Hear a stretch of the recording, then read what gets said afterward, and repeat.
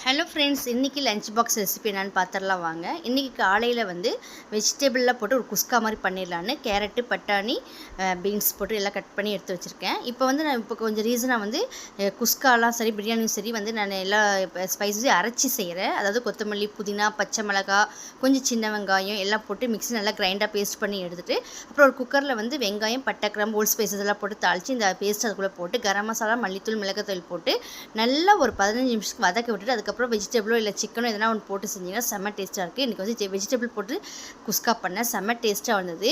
அந்த பிரியாணி கலர் வேறு லெவலில் அந்த ஒரு மாதிரி லைட் ப்ரௌன் கலரில் வந்து செம்ம டேஸ்ட்டாக இருந்ததுங்க.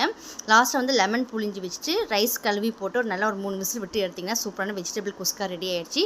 இதுக்கு வந்து முட்டை வந்து நல்லா காம்பினேஷனாக இருக்கணும். முட்டை வந்து தக்காளியில் தாளித்து போட்டு அதில் வந்து முட்டையை வேக வச்சு கட் பண்ணி போட்டு செம்ம டேஸ்ட்டாக வந்து நீங்களும் ட்ரை பண்ணி பாருங்கள். நாளைக்கு இதே மாதிரி சூப்பரான ஷார்ட் வீடியோவில் பார்க்கலாம். தேங்க்ஸ் ஃபார் வாட்சிங். Tata, bye bye.